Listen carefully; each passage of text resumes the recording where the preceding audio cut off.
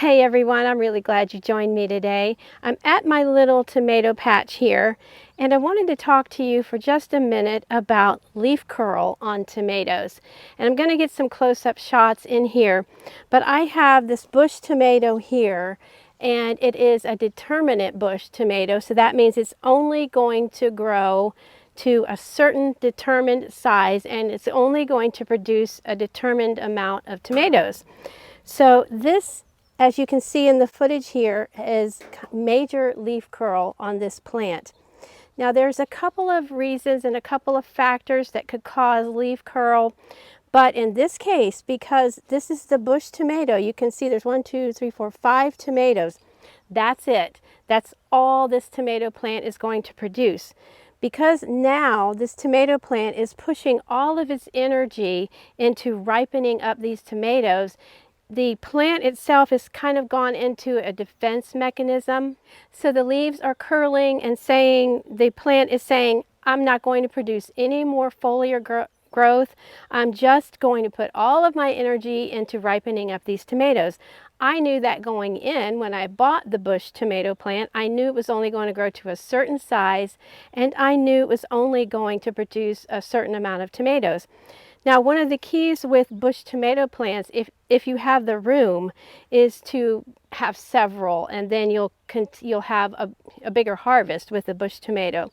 But I wanted some big, nice slicer tomatoes, so I knew this bush tomato plant was going to produce some nice slicer tomatoes. And because this is my first year using grow bags, I wasn't sure how they were going to do with the tomato plants. I just have a limited number of tomato plants, as you can see.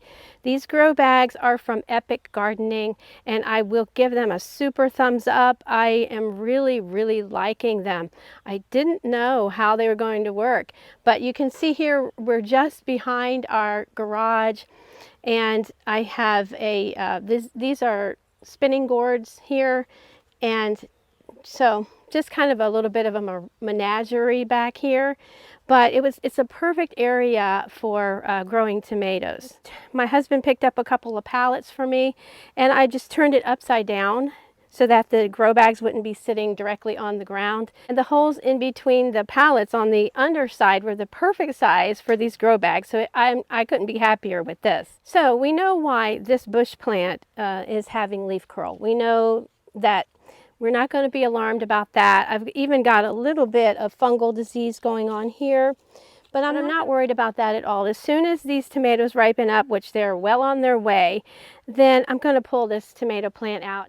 Now, if I find another tomato plant, like maybe a cherry tomato plant that I know is not going to grow huge, then it would be perfect to replace this, this tomato plant. So the rest of these tomato plants, you can see, there's no leaf curl. Now, there's a little bit of stress going on. This is an heirloom tomato plant here. And there's a little bit of stress, a little bit of struggle. Heirloom tomatoes can be a little bit more difficult to deal with. And I've noticed a little bit of bloom rot here. So it's a little bit of stress going on, but I do see some tomatoes coming on, so I'm not worried about it. But this one is a semi-determinate plant. So there's basically 3 types of tomato plants. There's your determinate tomato plants. This is a determinate bush, as we said. And then there's your semi-determinate tomato plants. With your determinate tomato plants, they're going to grow a certain size and produce a certain amount. With your semi-determinate tomato plants, they're going to grow larger and they're going to produce more tomatoes. And then with an indeterminate tomato plant, they're going to get huge. I think you know how they get 8 to 10 feet tall. You need to have a super duper support for those. So because we're growing in these grow bags, then I did the determinate and the semi-determinate. Another reason for leaf curl, if you're noticing that and you know that you're not having, it's not an issue like I'm having with this plant being done and putting all of its energy into ripening up the tomatoes, if you are having the leaf curl, you need to do a couple of troubleshooting steps.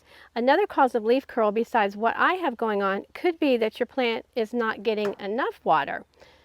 On the flip side of that, another cause could be that your plant is getting too much water. Another cause could be that your plant is low in some nutrients, or you have too much nitrogen going on.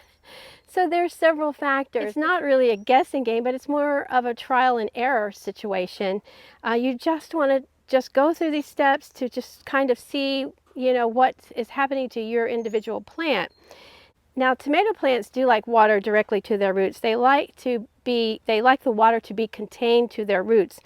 Now, you can actually use a 5-gallon bucket, and I've seen some tomato growers grow their tomatoes that way. And you would cut the bottom out of the 5-gallon bucket. I would only use a food safe bucket.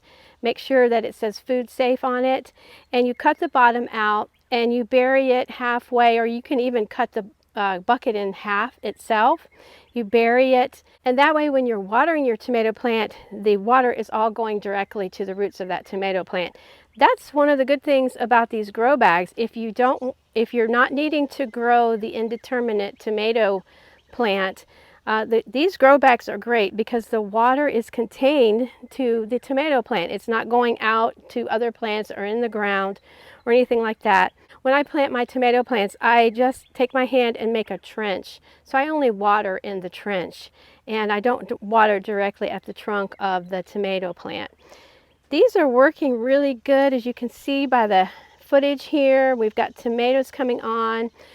These 3 I bought. The one here is a garden gem from Proven Winners. I only had 4 seeds left of my garden gems. It's a semi-determinate, and the tomatoes are almost like a Roma tomato, but a little bit bigger. They're really great for either slicing or freezing or canning. I froze a bunch.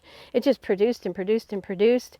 And like I said, I only had 4 seeds left, only 2 germinated, and I gave 1 plant to a friend, and I kept 1 plant myself. I do like to feed my tomato plants with something organic. I don't do any kind of spraying or 7 dust or anything like that on as far as pest control. The only pest control I use in my garden is my hands and my eyes and a bucket of soapy water sometimes.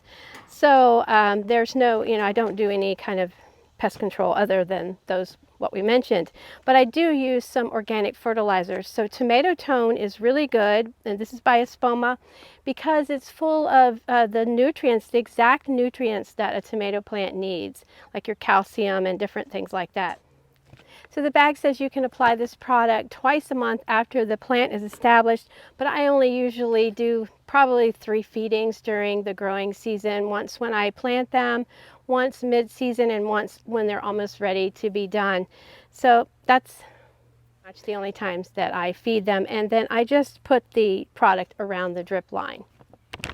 I do have a little bit more staking work to do with this plant over here, so I put another stake in, and I'm going to lash the 2 stakes together and give that a little bit more support. But so far they're doing really great, and they're loving these grow bags, and I am loving having tomatoes. I hope this has been helpful to you. I'm not a tomato expert by any means, but I have done a lot of troubleshooting to learn and to try to learn how to successfully grow tomatoes. Until next time, friends, happy gardening. Bye-bye.